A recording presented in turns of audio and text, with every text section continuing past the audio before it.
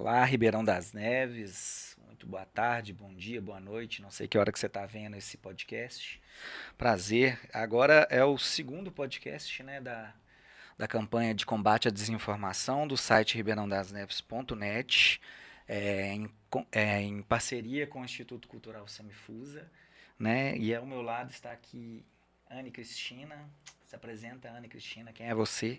Olá pessoal, eu sou a Anne Cristina, eu sou jovem aprendiz do Instituto Cultural Semifusa e assistente do portal ribeirãodasneves.net, sou poeta também, é isso. Minha parceira de dia a dia. Hoje a gente traz aqui a Paloma Rossilo, né? Co-diretora do Instituto IRIS. O IRIS é um instituto de referência em internet e sociedade. Então, Paloma, por favor, se apresente previamente e depois a gente fala sobre o IRIS aí. Obrigadão, Antoniane, pelo convite também. Então, eu sou a Paloma Rossilo, sou diretora junto com a Ana Bárbara Gomes do IRIS. O IRIS é um centro de pesquisa dedicado ao fortalecimento dos direitos humanos no contexto digital. A gente pode falar um pouquinho mais sobre ele também. Estou muito empolgada de estar aqui com vocês Hoje é segunda-feira, espero que vários outros dias estejam vendo a gente também. E vamos conversar bastante. Massa, bacana demais. Bom, a princípio eu queria que você explicasse, Paloma, para a gente o que é o IRIS, né? Qual que é o trabalho do IRIS, né? Se é que ele tem uma sede própria ou a sede dele é na internet mesmo, né? Você já falou previamente pra gente que você é de São Paulo, né? Mora em São Paulo, mas está sempre aqui em BH. Fala pra gente um pouco sobre o trabalho do IRIS aí pra gente, por favor. Antônio, eu costumo brincar que eu tenho green card mineiro. Então, assim, eu moro em São Paulo, mas o coração é daqui. Não tem Mas o seu como, não. sotaque tá muito paulista, hein? Ah, mas não tem como, né? 18 anos em São Paulo, não tem Pra como, ganhar o não. green card mineiro tem que falar com C, essas coisas, entendeu? Isso Tem que daí cortar. é outras etapas. Mas culturalmente eu tenho Brincadeira. green card. Então tá bom. O IRIS foi fundado em 2015. E o IRIS, lá na sua fundação, ele foi fundado por pessoas que vieram do direito, né? Principalmente da Faculdade de Direito da UFMG. E lá em 2015, gente, imagina o que era a internet em 2015. Era totalmente diferente do que a gente vê hoje em dia, né? Assim, as redes sociais eram uma Evoluiu. coisa... Nossa, redes sociais era uma coisa muito pequena. Enfim, era muito diferente. Era mais fácil ser famosinho. Era muito...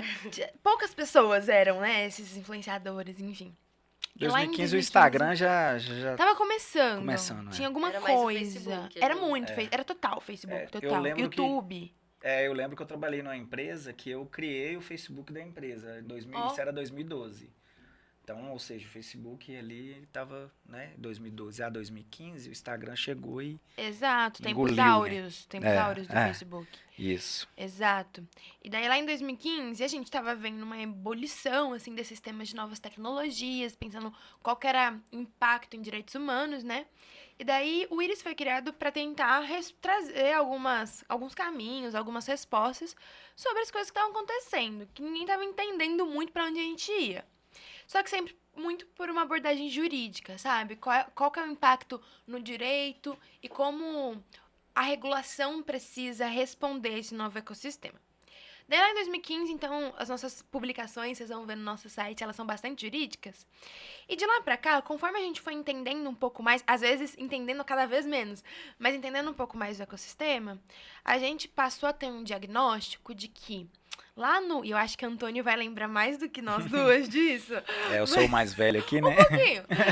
Mas Bastante. lá no início da internet comercial, né, a gente tinha um otimismo muito grande sobre o que seria a internet, qual seria o impacto da internet. Então, as pessoas realmente achavam que, tinha os blogs, né, e a gente vai se conectar, a gente vai se expressar melhor, a gente vai ter uma liberdade de expressão mais ampla, oportunidade de difusão de conhecimento mesmo, com Wikipedia. Quando a Wikipedia surgiu, foi, nossa, um boom Uma evolução. enorme, né? Uhum. Então, existia esse sentimento lá nos anos iniciais da internet comercial, anos 2000, de que, a internet vai ser esse espaço que vai permitir uma mudança, uma transformação social.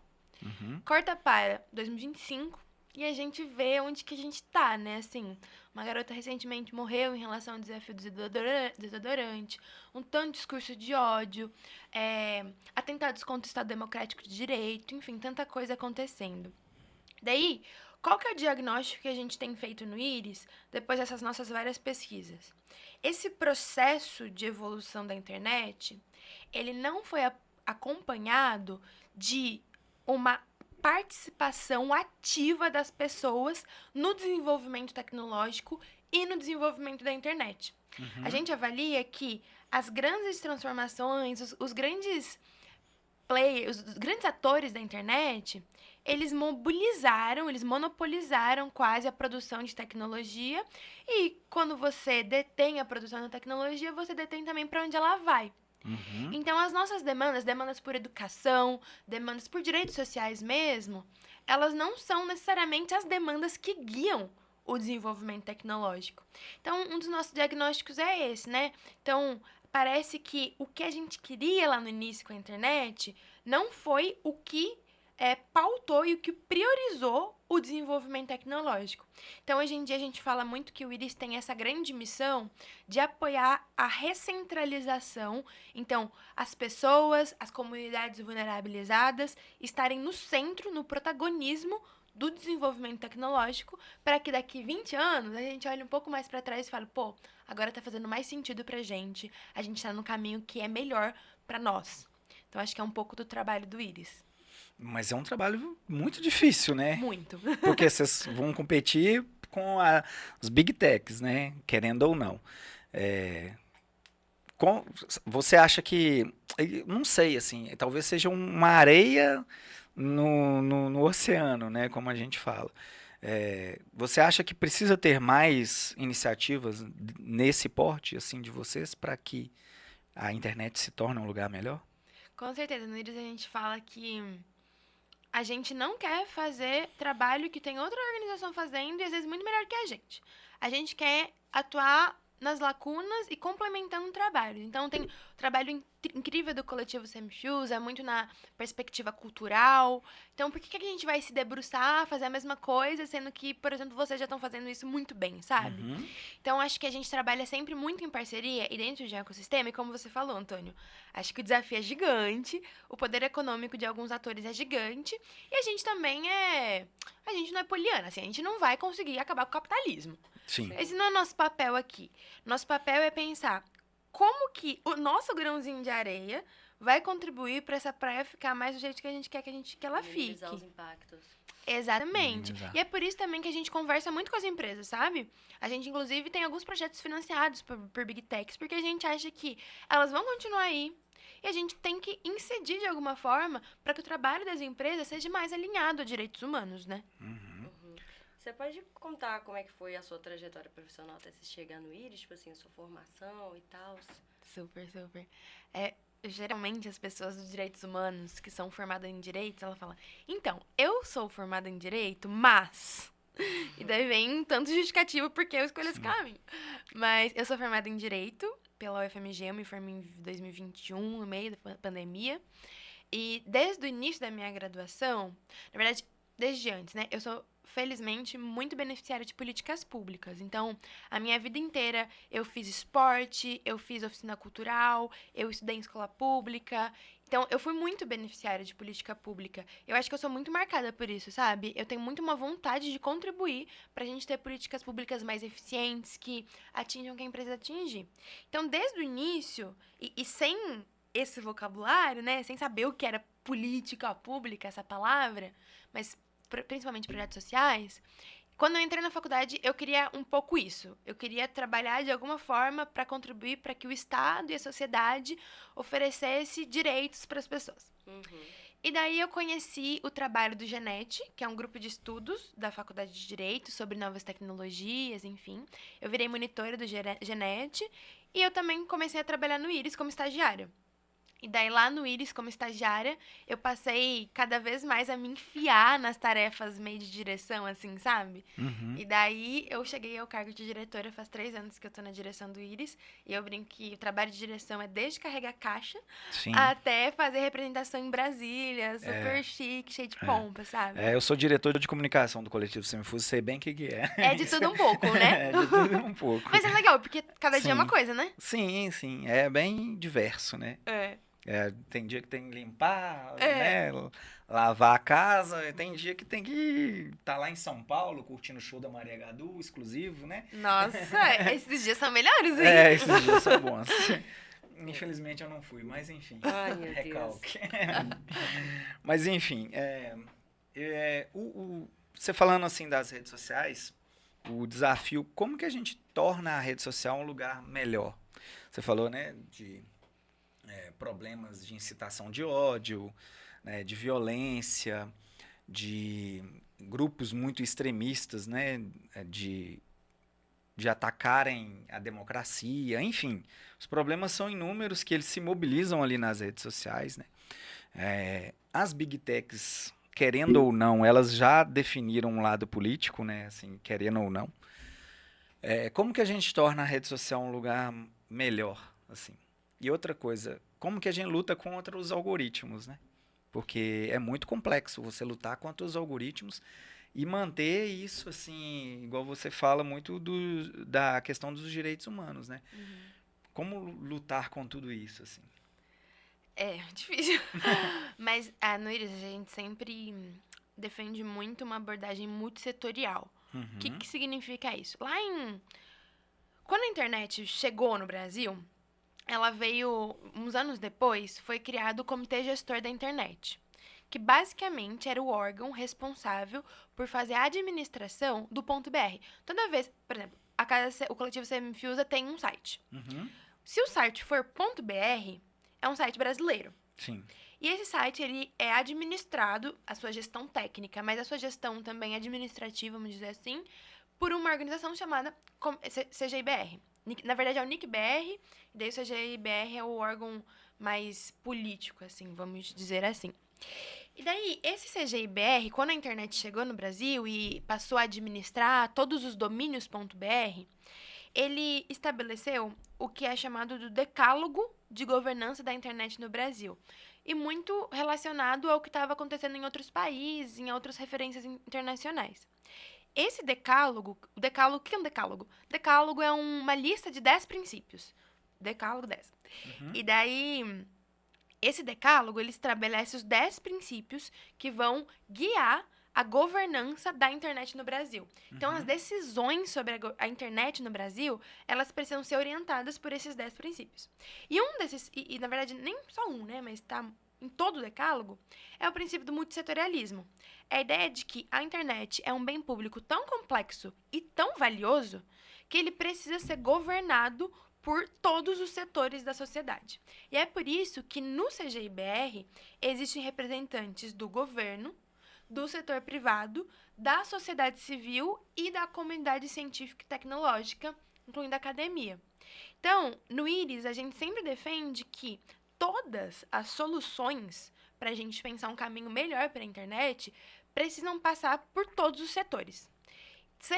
Todos os setores precisam participar dos debates, da tomada de decisão, mas cada setor precisa se responsabilizar sobre qual é o meu papel nessa transformação.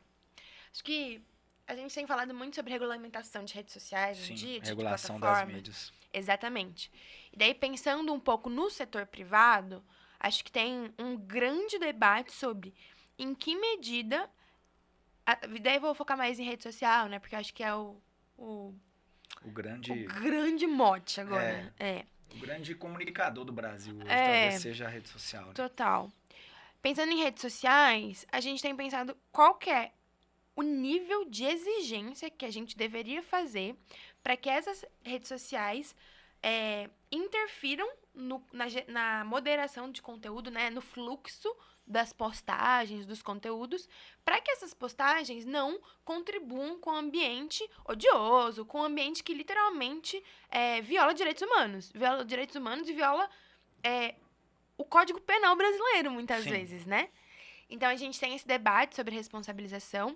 E, pensando em sociedade civil, e aí as armas, o desequilíbrio de poder é enorme, né? Sim. Quem que é a gente na frente de Instagram, Facebook, enfim. Mas a gente tem a nossa responsabilidade. Eu acho que esse trabalho que a gente faz, que a Casa Semifusa faz, que o Iris faz, é totalmente essencial. E eu sempre falo no Iris, gente, o nosso trabalho, ele é muito sério.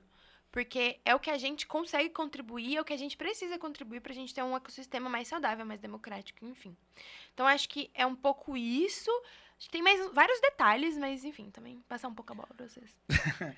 Não, eu acho que parte desse pressuposto mesmo, assim. Recentemente aconteceu o caso do Léo Lins, por exemplo, né? Que entra muito na discussão, Até onde vai a liberdade de expressão? até onde vai a liberdade de expressão. É, Só que, assim, é uma questão muito complexa mesmo de avaliar, porque se você rompeu ali os limites dos direitos humanos, né? Quando você fala, por exemplo, que a cabeça de um menino com hidrocefalia tem mais água do que o interior do Ceará, Uhum, sabe? sim. Quando você. Isso é ferir o direito humano, né? Sim. De direito de humanidade mesmo. Quando você. Se a gente coloca uns limites, assim, na sociedade, digamos, né? Por exemplo, a, o estupro, a pedofilia são coisas que nem a própria sociedade aceita mais. Uhum, E quando você brinca com isso, uhum. é legal? Online, porque que online tem esse filtro de ser mais aceito, né? Sim. Porque não é algo dito cara a cara, e Total. parece que fica algo mais leve de se dizer. Aham, aham. E outra discussão que tem também é que os algoritmos, eles são racistas, né? Uhum. Qual que é a visão do Iris com relação a isso? Se já tem algum estudo sobre isso, assim, né? Porque tem até uma amiga minha que fazia o mestrado dela nesse sentido, assim, de que o algoritmo, ele é racista, Ele não é ele neutro, né? embranquece as pessoas. Uhum. A própria AI, né? A inteligência artificial, quando você coloca uma pessoa negra na AI lá para fazer a coisa, ela dá uma embranquecida na Sim. pessoa. Sim. Qual que é a visão do Iris em relação a isso, assim? O que vocês têm de estudo a respeito disso? Dos dois pontos, né? Léo Total. Lins, racismo, Uhum. pá. Eu acho que a questão do Léo Lins, eu fiquei muito triste, assim. Bom, que bom que foi encaminhado, né? Que bom que a justiça se posicionou, que tem tanta coisa que acontece que a justiça não se posiciona. Mas muito, muito triste isso ser minimamente considerado permitido, né? Assim, as Uhum. pessoas. E tem tantos apoiadores dele, né? Sim. Eu fiquei tão chocada com uma coisa tão brutal. Isso me chocou bastante também. Porque, assim, às vezes eu acho que tem aquele negócio de, questões políticas, existe, é mais sensível, né? Mas, pô, isso é um assunto de saúde de uma criança. É tão, Uhum. tão horrível, assim, mas enfim. E esse debate de liberdade de expressão vem antes da internet, né? Sim. Muito, muito, muito antes. Só que, como a Anne falou muito bem, acho que a internet traz uma nova camada. E a gente tem todo um debate sobre como a distância do seu interlocutor realmente abre um canal de permissividade que, se você estiver na minha frente, eu não vou te falar essas mesmas coisas. Sim. E às vezes no WhatsApp mesmo, né? A gente, sei lá, briga com o nosso namorado, briga com nossos amigos por WhatsApp, coisas que a gente nunca falaria pessoalmente. Então, eu acho que a gente também tá muito no olho do furacão de entender qual que é a nossa relação enquanto sociedade com essas tecnologias, com essas redes. Mas o que no Iris e foi ótimo vocês terem convidado a gente pra esse momento, semana passada a gente lançou uma pesquisa, e daí eu vou fazer o meu melhor pra conseguir não ser chata nem mega jurídica sobre isso, porque é um tema muito jurídico. Mas é um tema muito importante também. Sabe aqueles temas de que são muito difíceis, são complexos, mas que todo mundo deveria saber porque é muito importante pra todo mundo? É um pouco Sim. isso. Então, vem comigo. Faz 2 anos que o Iris pesquisa um tema chamado devido processo na moderação de conteúdo. O que é devido processo?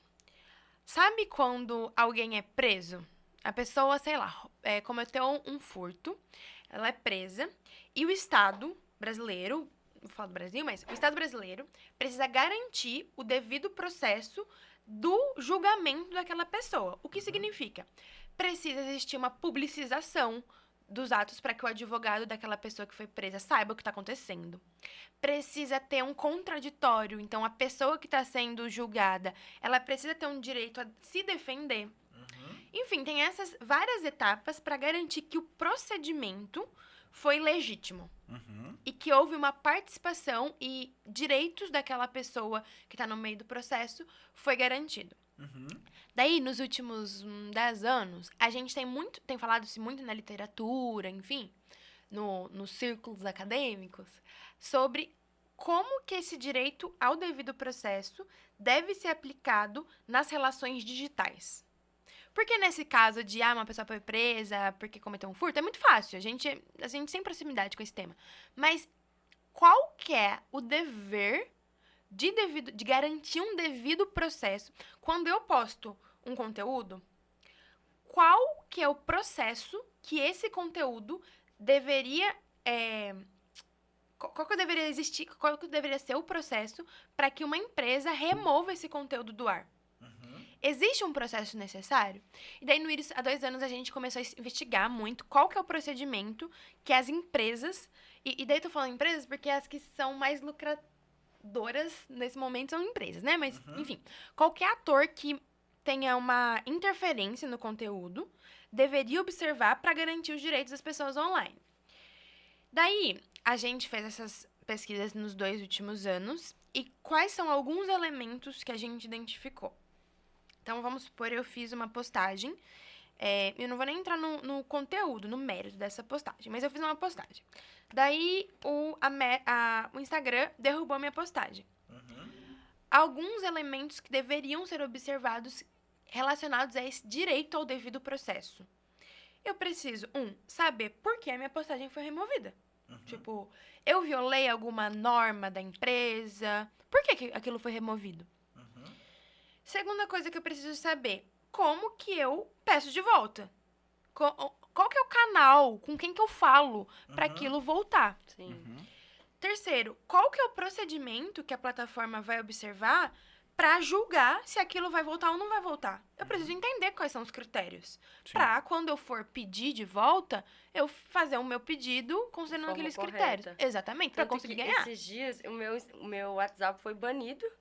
Diz que por spam, mas não me explicaram exatamente por quê. Só falou, sua conta foi removida por spam. Exato. E, tipo, meu Deus, eu não mandei nada pra ninguém. Tipo, será que foi porque eu mandei a mesma mensagem pro Antônio 3 vezes? O que aconteceu? E aí falaram assim, faça um pedido, alguma coisa assim. Aí eu só escrevi assim, o que que eu fiz? Me devolve.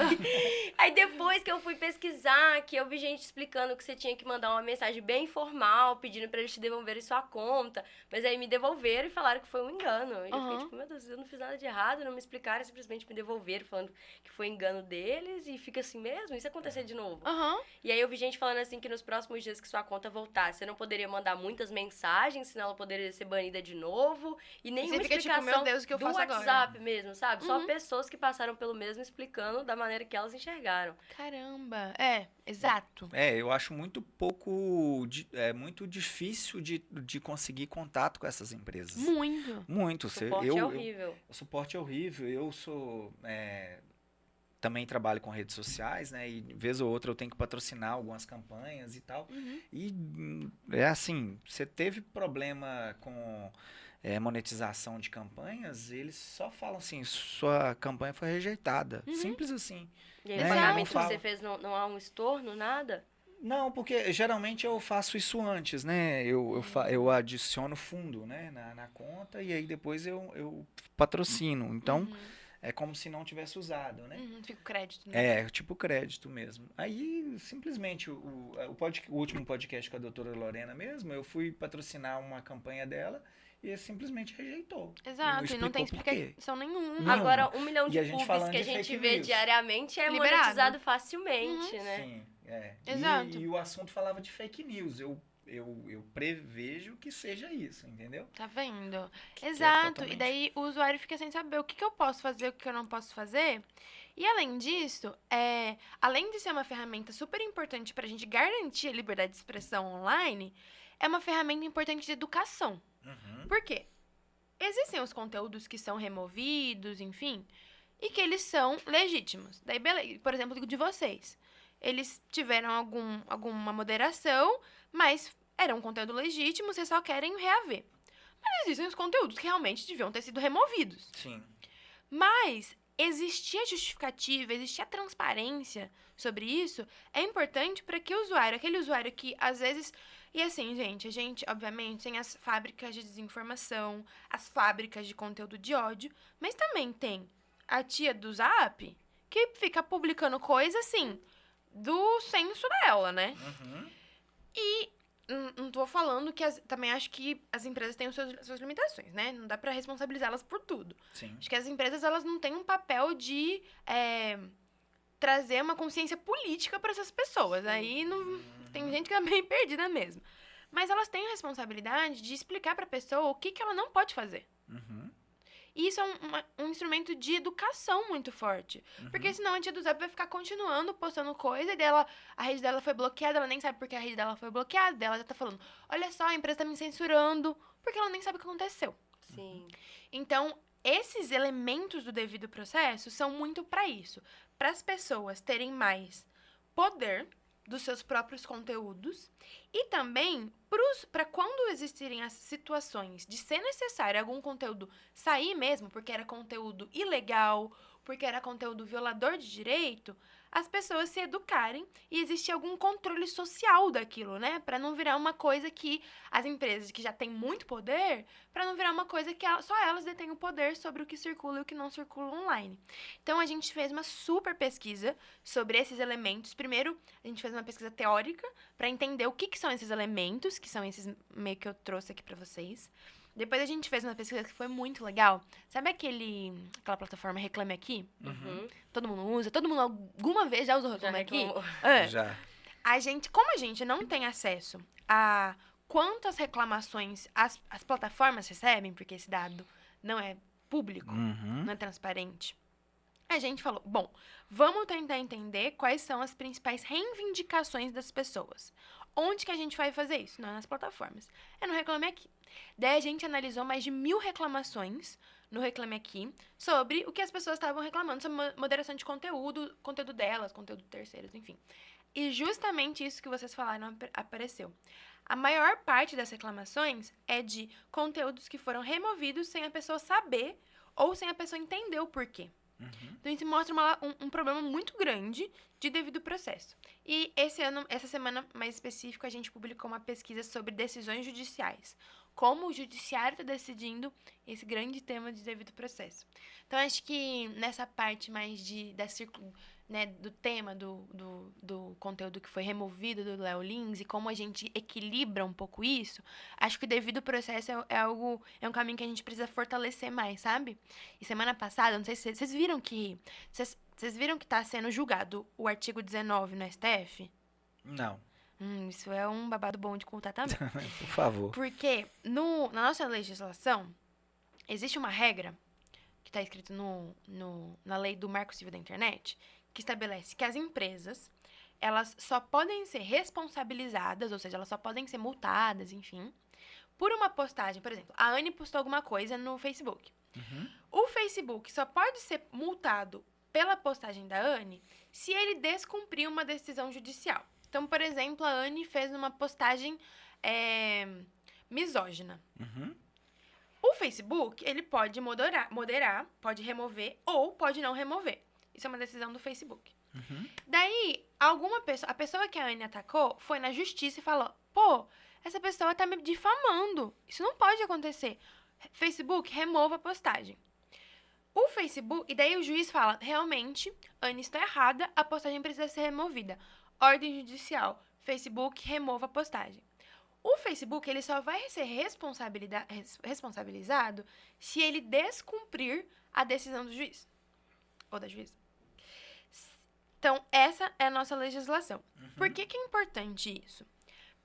Porque se as empresas, se as plataformas digitais fossem responsabilizadas por tudo, o que elas iam fazer? Remover tudo. Sim. Porque eu não quero ficar pagando multa toda hora, e as multas são enormes, né? É. Tipo, o Facebook acabou de Que ser... aconteceu com o X, né? Exato. O Alexandre de Moraes puniu Bloqueou. o Elon Musk, aí ficou um tempão fora, né? E rolou aquela briga, né? Exato. Virtual entre eles ali. Exato. Então, por questão de segurança financeira das plataformas, ela fala, vou remover tudo. tudo que minimamente parece um conteúdo ilícito, vou remover. Então, esse artigo, né, essa legislação, ela traz esse equilíbrio entre Uhum.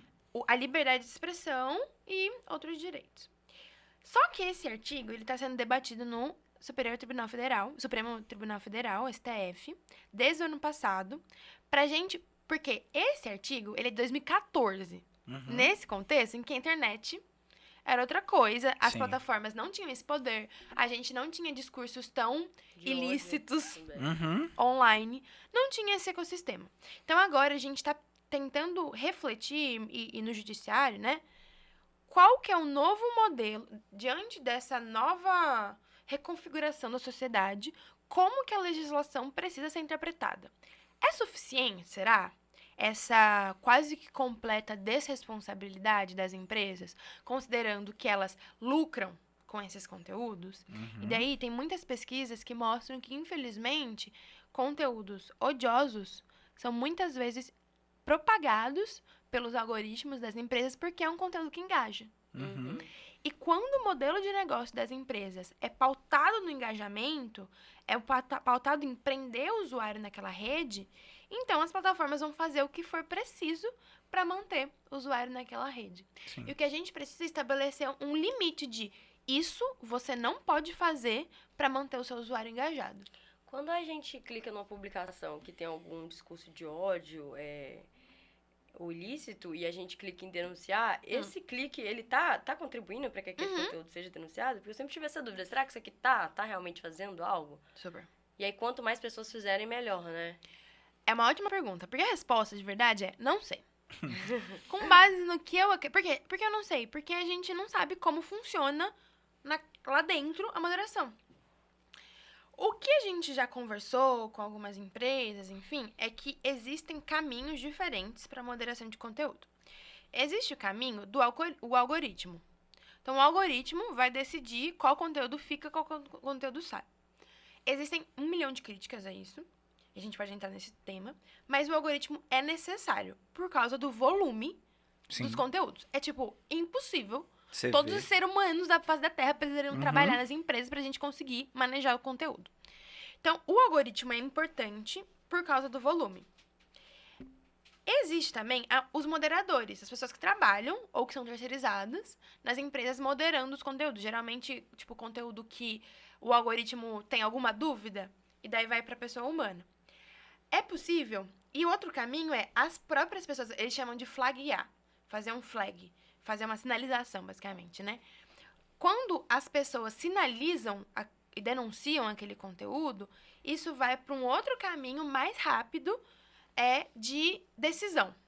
Então, sim, me parece, eu não tenho certeza, porque isso não é público, que quanto mais pessoas denunciarem, de fato, isso aumenta as chances do conteúdo ser mais rapidamente visto e decidido se ele fica ou não. Eu acho que assim como o ban que a gente toma e a remoção que a gente toma também deveria ser de, olha, quando você denuncia uma publicação, isso acontece. Total. Sabe? Total. Pra as pessoas não saírem denunciando em vão também, né? Porque quando eu tomei meu ban no WhatsApp, eu até pensei, tanta gente que eu já denunciei por ban, que me mandou mensagem porque eu não queria, não conhecia. Será que isso aconteceu com essa pessoa também? Então eu fiquei pensando nisso. Acho que também deveria ser informado nesse sentido. Super. Nossa, é um ótimo ponto, que eu nunca tinha pensado sobre isso. É verdade. E como tornar a internet um lugar melhor, assim? A gente tem uma série de projetos de lei, né? O legislativo, o executivo, o judiciário está sempre intervindo de alguma maneira. A gente tem alguns projetos de lei, como o 2338 de 23, né? A PL das fake news, né? Você estava falando no off aqui que ela foi até... tá tomando um novo corpo, né? Queria que você falasse pra gente, assim, quais são os caminhos da gente tornar a internet um lugar melhor, né? Para atingir esse lugar, né? Que direitos humanos seja atendido, né? E que seja legal para todo mundo também, assim. Qual que é a sua opinião? Dessa visão do judicial mesmo, desses projetos. Da visão judiciária e de um todo, um geral, né? Atender toda a população também, assim. Eu acho que a gente tem um momento tão importante do legislativo pensar em projetos, em uma legislação nova, porque ano que vem tem eleições, né?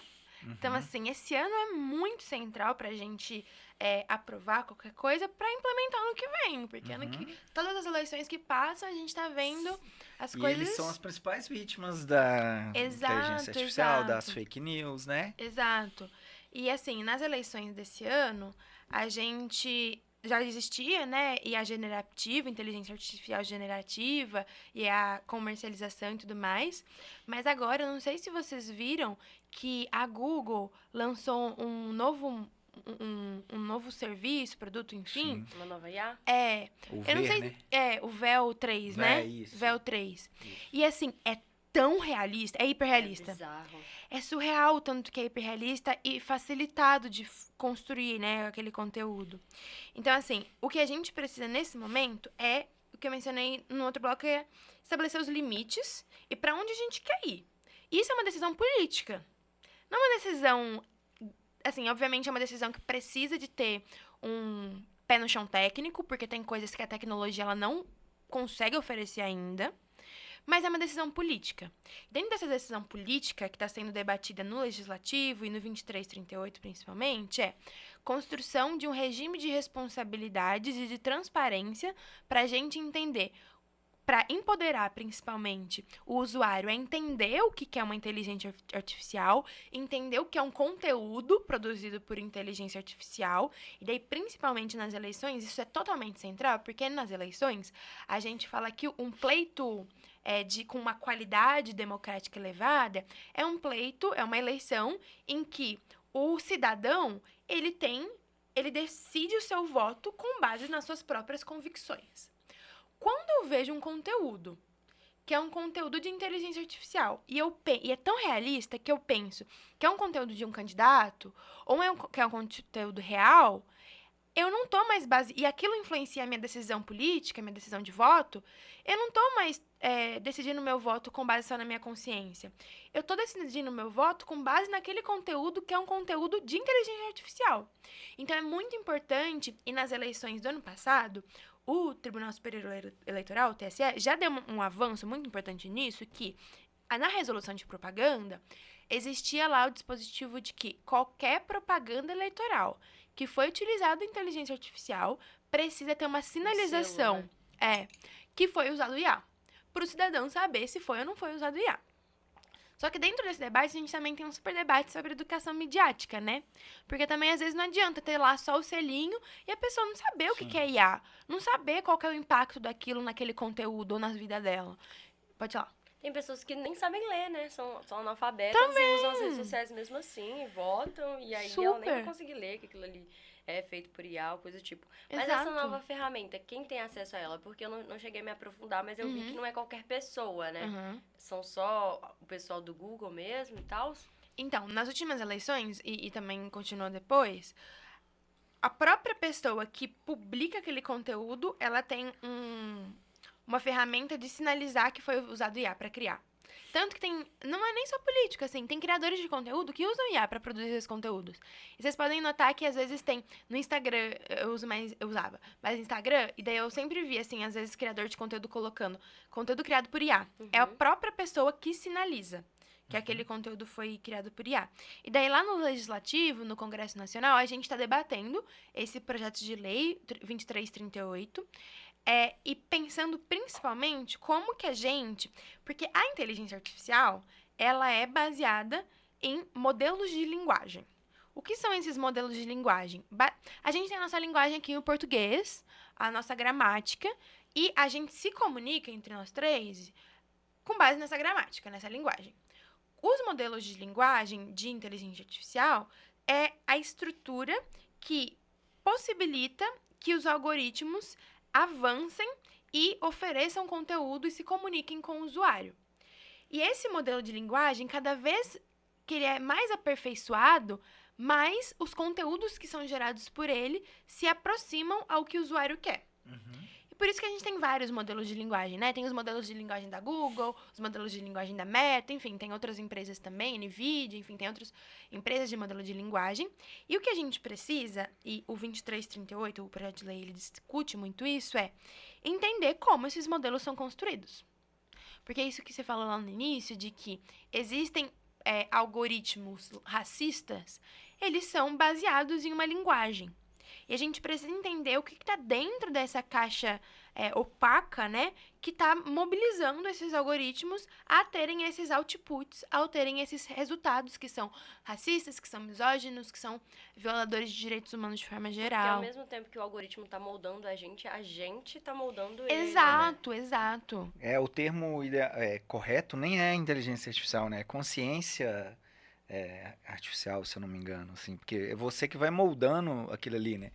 Você vai trabalhando ali no Gemini, no ChatGPT, ele vai ficando a sua cara, a sua linguagem. Personalizado, né? Ele sabe até as palavras que você usa mais e que você usa menos e vai moldando de acordo com a sua consciência ali. Não, exato. Eu uso bastante ChatGPT pra construir bullet points, às vezes. E daí, eu uso o meu, né? Tipo, na minha conta, logada e tal. Daí teve um dia que eu ia fazer, não lembro o que exatamente. Eu ia fazer um convite pra uma festa da minha casa. E daí eu tava no computador da minha irmã, usando o login dela. Eu fiquei assim, gente, esse ChatGPT tá muito burro. Cadê o meu ChatGPT? Porque não tá retornando as coisas da forma que eu me comunico. Então, assim, é isso. O aprendizado de máquina permite que o algoritmo entenda como você quer que ele responda. E isso é muito poderoso, assim, pro bem e pro mal, né? Sim, pro bem e pro mal. Total. E chegar num modelo ideal para a sociedade é muito mais complexo, né? E é por isso que a gente tem essa discussão no 2338 de abrir um pouco essa caixa onde esse espaço em que os modelos de linguagem são elaborados para existir um controle social sobre eles.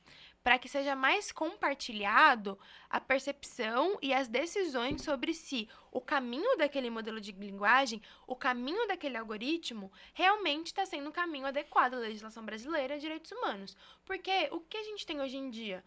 Existe um modelo de linguagem com uma construção opaca, né? Uma construção que não é permissiva, um controle social. E daí a gente vê essas coisas absurdas de conteúdos que são... não sei se vocês viram, lá no início de quando o ChatGPT começou a gerar imagem, você colocava assim, mulher brasileira. E daí, assim, vinha um estereótipo ridículo. Você colocava mulher amazônida. Vinha umas coisas, assim, absurdas. Só que quando você não consegue preliminarmente ter um controle social, você só consegue identificar o racismo, o machismo, a misoginia quando já deu merda. Quando já deu problema. E o que a gente tá tentando fazer é remediar um pouco isso, né? Tipo, adiantar um pouco a fase de identificação do problema para que ele não resulte, de fato, nas violações que a gente observa. E dentro desse meio dos golpes, né? Das coisas falsas, levando em consideração a IA também, quais são os golpes que você acha que acontecem mais na internet hoje em dia? Os mais perigosos, assim? A gente tem visto muito golpes financeiros, uma profusão gigante de golpes financeiros, né? E assim, o público 60+, geralmente a gente tem olhar muito centrado nele, é importante a gente ter olhar muito centrado nele, mas são golpes financeiros que estão atingindo todos os públicos, todos os públicos. Os jovens, que às vezes a gente tem a impressão que jovem, por ter nascido nessa era digital, sabe de tudo, né? Mas também estão sendo muito impactados. E é por isso que é tão importante a educação midiática. O Brasil, a Secretaria de Comunicação da Presidência da República, junto com o MEC, com outras organizações da sociedade civil, elaboraram recentemente, na verdade faz mais de um ano, a Estratégia Brasileira de Educação Midiática. O que é essa estratégia? É uma listona, assim, de atividades que o governo vai impulsionar e vai realizar com parcerias também, para que a educação midiática seja algo mais difundido, tanto em termos de conhecimento quanto em termos de apropriação cultural, né?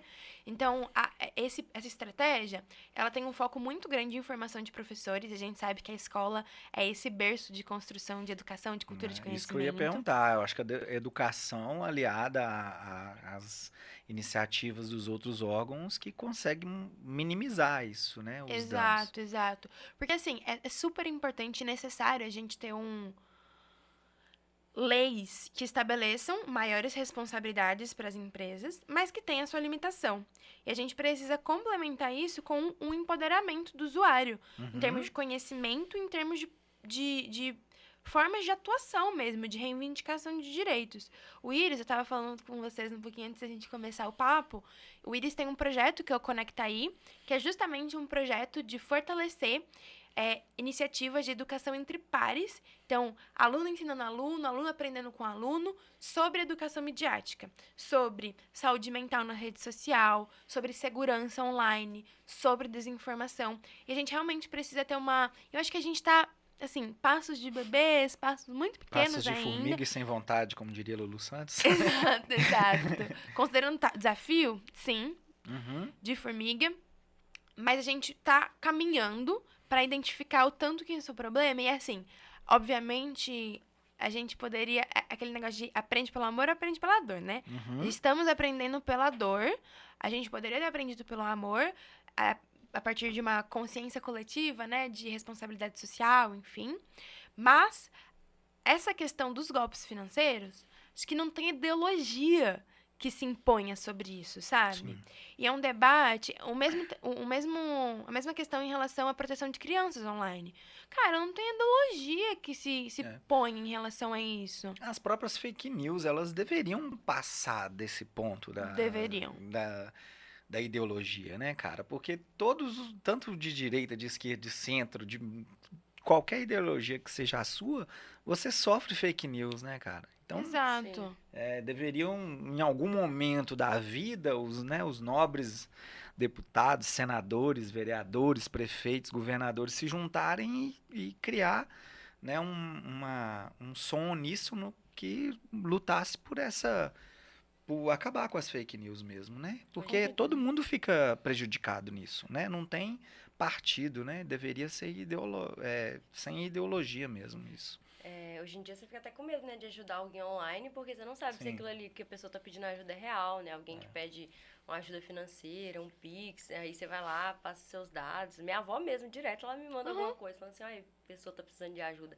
E aí você fica tipo, pô, quero ajudar, mas será que isso é real? Será que... Porque eu já vi muitos casos de pessoas que reutilizavam fotos e vídeos de outros casos, de pessoas que realmente passaram por uma doença ou algo do tipo, pra continuar pedindo dinheiro no nome daquela pessoa, sabe? E isso é muito grave mesmo, assim.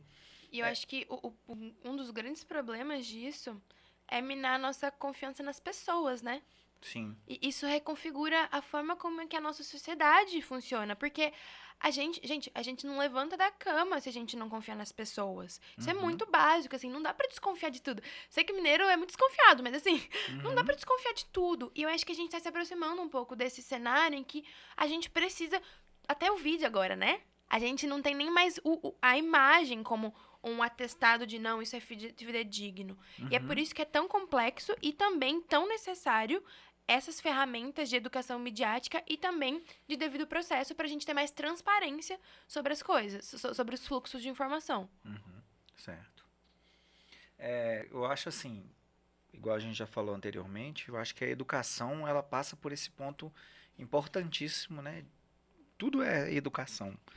A gente precisa educar essa nova geração. Você acredita que esse tipo de matéria deveria ser obrigatório nas escolas, assim? Super, com certeza. A gente teve uma revisão da BNCC e na BNCC Computação, no módulo de computação, entraram alguns componentes curriculares relacionados à educação midiática, mas é muito difícil, né? Que a nossa educação no Brasil era tão difícil e assim, professores com ferramentas tão limitadas, escolas com recursos tão limitados. E eu me pego muito pensando mais filosoficamente sobre essa questão, sabe? Como que um professor que está com uma dificuldade gigantesca em alfabetizar uma criança, às vezes uma criança mais velha já, e tem 40 alunos numa sala e a gente vai trazer mais um componente curricular para aquela realidade. Ao mesmo tempo, é um componente tão importante para aquele aluno daqui a 10 anos não passar um golpe financeiro e perder uma grana, enfim. Então, é uma realidade muito complexa e é por isso que a gente precisa fortalecer e empoderar também a sociedade civil. No IRIS, a gente gosta de usar muito a percepção do IRIS como um laboratório de política pública. Por quê? O governo, ele tem a sua burocracia, então as coisas, às vezes, para serem aprovadas no governo demoram anos. E, em certa medida, é falta de vontade política, em certa medida, é uma burocracia necessária, porque é recurso público. Então, precisa ter o procedimento certinho ali, né, observado. Então, a gente gosta muito de pensar o IRIS e a sociedade civil como esse locus de teste, de experimentação, de implementação mais dinâmica de políticas que são necessárias. Por exemplo, o Conectaí mesmo, né? É uma abordagem de política pública que a gente está implementando, e acho que é uma coisa muito legal, Antônio, você falou, né, dessa centralidade da educação nesse processo todo, é que o Conectaí, como ele parte de um fortalecimento de atividades de educação entre pares, ele foge dessa perspectiva adultocêntrica de que é o adulto que detém o conhecimento. Por quê? Hoje em dia, considerando a proximidade, e daí não são todos, né? A gente tem um grupo gigantesco de crianças e adolescentes excluídos digitalmente ainda. Mas considerando a proximidade de muitos adolescentes e crianças da tecnologia, fica meio estranho, assim, você vai ter uma aula com um professor bem mais velho, que domina muito menos que você o celular, e aquele professor tá te ensinando a como usar melhor o seu celular. Aquele professor que você tá achando, pô, ele não sabe nada sobre tecnologia, por que ele tá me ensinando tecnologia? Então, existe esse descompasso da percepção da criança e do adolescente sobre o lugar do adulto de trazer aquele conhecimento. E isso eu acho que é só mais uma camada, mas acho que nosso grande mestre Paulo Freire, ele traz a perspectiva de que a educação entre pares é uma grande estratégia de apropriação do processo educacional, né? Afinal, são os meus colegas, são as pessoas que compartilham aquela experiência de vida comigo, que estão compartilhando mesmo também o conhecimento. Entendi. Massa demais. E aí, mais alguma questão? Acho que não, eu acho que seria mais passar para esse caminho de trazer mais um componente curricular para falar sobre internet, sobre desinformação, seria realmente difícil. Eu acho que um caminho seria fortalecer as bases do ensino que a gente já tem, né? História, português, formando essas pessoas a partir disso, fica mais fácil lidar com as outras coisas. Uma boa questão. O CEP-FGV, que é um grupo de pesquisa da Faculdade de Getúlio Vargas de São Paulo, eles fizeram um projeto um tempo atrás muito legal, que era basicamente trazer temas de educação digital entrelaçados às aulas tradicionais. Então, por exemplo, vai ter uma aula sobre equação de segundo grau. E eu preciso dessa aula, tá? Tipo, no meu currículo, eu sou professora de matemática, eu preciso dessa aula. Como que no meio da minha aula eu falo sobre algoritmo? É possível isso? De forma que eu não tenho que parar o meu currículo, eu não tenho que pensar em uma nova atividade para trazer esses elementos. E daí o CEP-FGV fez algumas atividades e materiais justamente para entrelaçar, para facilitar para o professor, né? Porque se é uma coisa que já está dentro da rotina do professor, fica muito mais fácil ele disseminar do que, assim, parar e ter que planejar alguma coisa totalmente nova para acolher essas outras demandas. Eu achei uma estratégia super interessante também, eu acho que é isso, né? O problema é tão difícil que a gente tem que pensar em estratégias diferentes que vão funcionar para públicos diferentes. Talvez a estratégia essa estratégia não funcionasse para o público 60+, que tem uma outra abordagem, enfim. E o público 60+ de algum território em específico também, né? Que tem outros elementos a se pensar.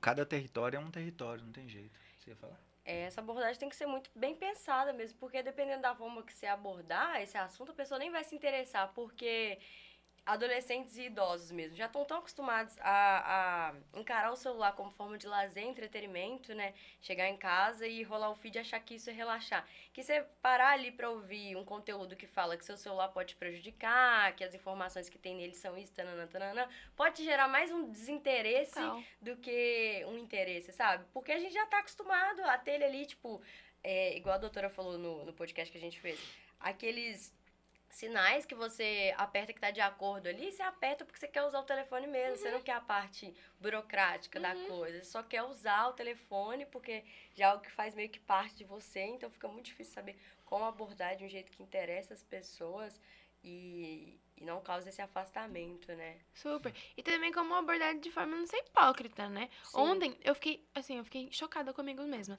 Eu tava trabalhando, tava bem tarde, tava trabalhando, organizando um pouco a minha semana, e o meu celular ficou sem bateria. Eu tava, tipo, no computador trabalhando, deixei meu celular do lado sem bateria. Eu sabia que ele estava sem bateria. Gente, a cada 2 minutos, eu pegava o celular e falava, Sim. nossa, tá sem bateria. Daí voltar. 2 minutos. Acho que eu fiz isso umas 20 vezes. Sim, É. sim. Tipo, é só o hábito. Um hábito Só o hábito. gigante. Checar, É, né? A E daí doutora eu- Lorana chamou de normose, né? Normose. Nossa normose hoje. Eu também, assim, às vezes eu tô dançando forró aqui, que eu tô fazendo aula de forró. Aham. Aí toda hora eu tô pegando o celular e olhando, É. por que eu não largo o celular? É um Não tem meio que nada. fantasma já, né? Exato, exato. Então, assim, como também trazer esse debate sobre saúde mental, sobre o uso saudável da tecnologia, não partindo de um lugar de, nossa, eu sou a pessoa que usa 40 minutos por dia de celular, sabe? Eu não tenho redes sociais. Sabe? Você acha que a saúde mental, ela tá relacionada... A gente teve um grande problema aqui ano passado. Problema não, né? A gente fez uma parceria com as faculdades, Faminas e Estácio de Sá, e ia trazer um psicólogo para atender a população, e a gente lançou um formulário online para as pessoas se cadastrarem. A gente ficou assustado. Teve muita demanda. Teve muita demanda, cerca de 200 pessoas se inscreveram. Caramba! E a gente não deu conta de atender todo mundo, aquela coisa. Então eu falei assim, nossa, a sociedade está muito doente, a gente está muito doente. Você acha que isso perpassa pelas redes sociais, assim, também? Muito pelas redes sociais? Você acredita que a saúde mental, ela tá afetada também por isso? É lógico que tem uns problemas sociais, né? Sim, Tipo, um homem que abandona filho, né? O Sim. pai que não... Capitalismo. Hã? Capitalismo. Capitalismo, o pai que vai comprar cigarro e não volta, né? Sim. Tem essas várias questões. Mas a rede social também contribui para isso, né? Assim. Com certeza. Tem uma pesquisa do Alana, do Instituto Alana, que eles identificaram. Deixa eu tentar lembrar certinho. Eles identificaram. Eles fizeram um teste. Eles fizeram uma conta numa rede social, como se fosse um adolescente de X idade e um menino. E eles viram, e daí eles foram rolando. Uhum. E eles viram quanto demorava pra aparecer conteúdos misóginos. Sim. Você viu isso? Eu vi um vídeo parecido de rolando feed de um adolescente de 11 anos Isso. por aí. Só aparecia conteúdo com piadas Só, misóginas e e assim, machistas. ele nem necessariamente interagia, mas aparecia pra ele. E é justamente esse debate sobre regulamentação de plataformas digitais, né? Regulamentação de serviços digitais. Como, mesmo o usuário que ele tem um letramento digital avançado, quando ele for usar pro entretenimento dele a rede social, a plataforma, ela precisa ter um limite de aparecer esses conteúdos sem o usuário nem engajar com eles. Então, é por isso que a gente fala de abordagens muito complementares e multissetoriais, tanto da regulação quanto dos caminhos das soluções possíveis. E a gente sabe também, tem um baita debate, né? Há umas semanas atrás, Virgínia estava na CPI das Bets, sobre o papel dos produtores de conteúdo, dos criadores, no engajamento da influência mesmo, das pessoas, das crianças principalmente. A gente sabe o tanto que tem conteúdo ovacionando magreza, ovacionando corpos completamente inatingíveis. E quando você é muito... tem uma enxurrada enorme no seu dia daquilo, né? A gente sabe que tem adolescente que fica 10 horas por dia no celular. Não tem como ser diferente. Não tem psicológico que alguém aguente isso, né? Sim. Essa é uma preocupação muito grande, assim, esses influenciadores, eles influenciam mesmo. Mas é complicado, porque eles se denominam influencers, só que quando eles influenciam alguém, eles querem Tô se fora. isentar daquilo, né? Tipo a Virgínia com as Bets, né? Tipo assim, não, eu não influencio ninguém. Imagina. Uhum. Né? A própria família dela não usa Bet, né? Enfim. Mas eu acho que essa questão da saúde mental perpassa muito pelas redes sociais, sim. Até mesmo porque hoje em dia as pessoas já não têm mais tantos hobbies como antigamente, né? A pessoa já não lê um livro, não faz um tricô, algo do tipo, porque o celular, ele libera a dopamina mais fácil que você precisa. Pô, você chegou cansado do trabalho, você vai sentar pra ler um livro, né? Bem mais fácil você deitar na sua cama e só ver os videozinhos engraçados que fica passando ali pra você. Total. Então, é muito disso também. E as informações que chegam pra gente, né? As notícias ruins, ou até mesmo as notícias boas, mas quando elas são vistas de um outro pêndulo, sabe? Tipo, da vida de alguém. Você tá acompanhando a vida de um influencer que não tem nada a ver com a sua realidade, que gastou ali 3 mil numa roupa e você tá juntando 3 mil faz um mês, sabe? É muito disso também. Total. E eu acho também que tem um baita debate sobre o direito ao silêncio, né? O direito a dizer não e eu proativamente me afastar daquilo. Tipo, esse exemplo que eu dei de que eu tava mega mexendo no celular. Cara, se o meu celular tivesse com bateria, eu estaria usando. Sim. E eu precisaria, assim, fazer uma força muito grande. Tipo, eu faço isso às vezes.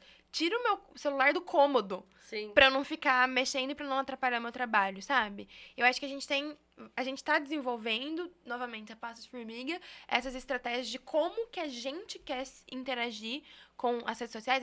As redes sociais, celular, né, tecnologia de forma geral, mas recentemente teve aquela lei aprovada de banimento de celulares em escolas, né? Isso. Que a gente teve uma super discussão disso no IRIS, porque é um caminho que mega compreensível, né? Assim, celular em escola tá atrapalhando tanto a atenção dos alunos, mas também ampliando, às vezes, cyberbullying, outras violências no contexto escolar.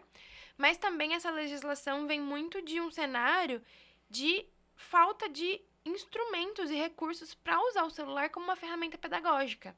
Porque ele é também, né? Acho que a ideia não é jogar o bebê com a água do banho. Tipo, a tecnologia, ela é um bem importante de transformação social. A internet é um bem público. E a gente precisa direcionar isso para os melhores interesses da sociedade.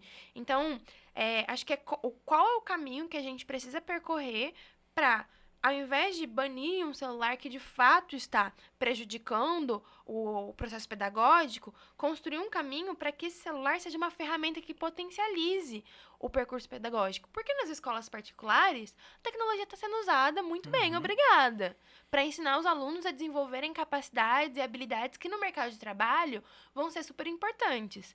Então, a gente tem muitas pesquisas apontando que o uso de inteligência artificial e análise de dados vai ser um componente básico de formação de profissional, de qualquer que seja a área, em poucos anos. Sim. E daí, se a gente tem uma escola privada, geralmente, que está fazendo super uso, ensinando seus alunos a usar tecnologia, e a escola pública que está banindo a tecnologia, banindo o celular, a gente vai ter o quê? Um aprofundamento cada vez maior da desigualdade. Pesado. Esses alunos, eles vão ficar cada vez mais para trás. Então, a gente precisa pensar no caminho de apropriação dessa tecnologia para a transformação social. Sim, causar uma inclusão digital, né, em vez do afastamento. Exato. E acho que faz muito mais sentido, porque agora o telefone já tá aí. Os adolescentes já estão agarrados nele, sabe? Então faz muito mais sentido você trazer uma nova abordagem, isso que você tá falando que as escolas privadas estão fazendo, do que você tirar. Faz Exato. muito mais sentido. E a tecnologia, a inteligência artificial, ela não vai tomar empregos, né? Ela vai empregar quem sabe utilizá-la, né? Exato. Exato. Eu acredito nisso, assim. E a gente tem esse papel de incluir todos, né? E é uma discussão que eu não tinha parado para pensar, que você trouxe, assim, né? A escola pública, ela tá afastando as pessoas dessa inteligência artificial, desse uso da Do tecnologia, né? Que é o que é possível, né? Considerando o contexto da escola, considerando a falta de recurso. É o que É é, muito mais fácil possível. cortar do que ampliar o que já tá ali. É. Né? Complicado. Enfim, vamos caminhar pro fim? Vamos. O papo tá bom, mas vamos caminhar pro fim, né? Porque tudo tem limite nessa vida. Bom, Paloma, você quer trazer mais alguma questão? Falar mais alguma coisa, assim, já pra Queria gente agradecer encerrar? muito vocês. Acho que o formato de podcast é sempre super divertido, né? É, legal. A gente fala desses assuntos que às vezes a gente fala, eu vou muito a Brasília, enfim, às vezes faço umas conversas com o governo, e daí é um ambiente mais, né, pesado, e que a gente tem que colocar as coisas assim em palavras muito bem pensadas, porque tudo é tem que muito tomar sensível. cuidado, né? E daí falar aqui sobre coisas que eu gosto tanto, que são tão importantes, é ótimo, então obrigada pelo convite. Acho que uma mensagem final um pouco é sobre a importância da gente pensar coletivamente qual o futuro que a gente quer e se permitir também sonhar com esse futuro, sabe? Uma coisa que eu sempre falo é que eu ainda sou muito jovem para achar que a internet é um veículo e um recurso de violação de direitos.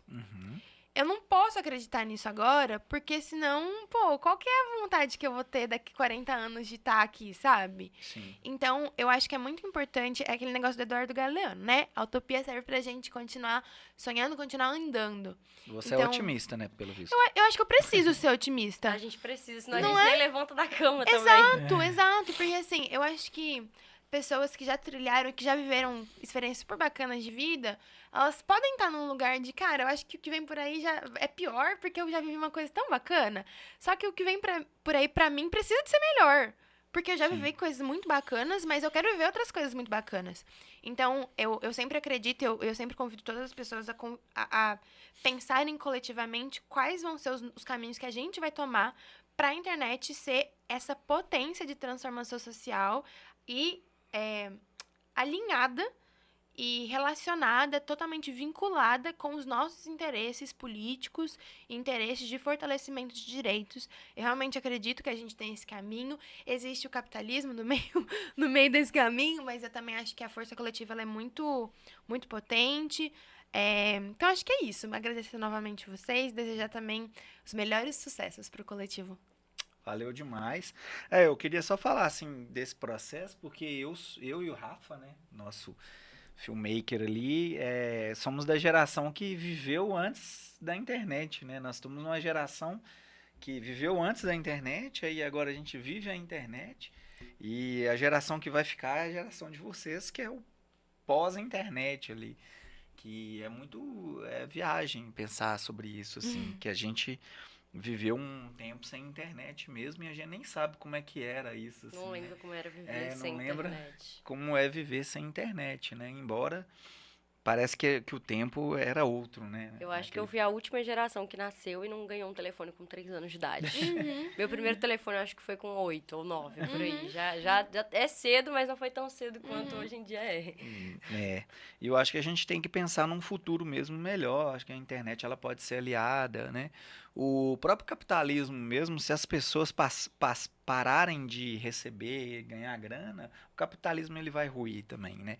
E é uma outra discussão a respeito Fica pra disso, que outro até episódio. para outro episódio. Inclusive o Zuckerberg, ele traz essa discussão, né, sobre a renda básica universal, né, que é um assunto que o Eduardo Suplicy tratava lá na década de 90 e o Zuckerberg traz isso agora porque ele entende que se o capitalismo ruir, se as pessoas não tiverem dinheiro, o capitalismo vai ruir, né? Então, enfim, mas é para outro episódio com outras pessoas. Agradecer mesmo, Paloma. Obrigada. Agradece aí, que eu vou falar, fechar com a frase final. É isso, agradecer a todo mundo que assistiu, que acompanhou, que divulgou. E passem pra frente os conhecimentos que vocês aprenderam aqui. Importantíssimo. Obrigado, Paloma. Espero ter você aqui mais vezes. Volte sempre.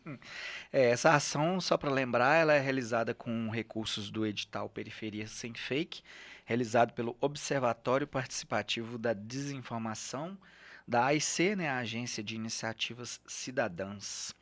Muito obrigado. Esse é o último podcast dessa série, mas a gente pretende trazer outras discussões no futuro, né? O ribeirãodas-neves.net está aí também para contribuir com isso em Ribeirão das Neves, né? A gente é muito focado nesse público local. Enfim, estamos aí nesse bolo todo aí. Um abraço para todo mundo. E para contribuir no combate à desinformação, se você recebeu alguma notícia, ficou em dúvida se ela é verdadeira, manda pra gente que a gente vai checar para você, tá bom? É isso. isso. Obrigada. Valeu.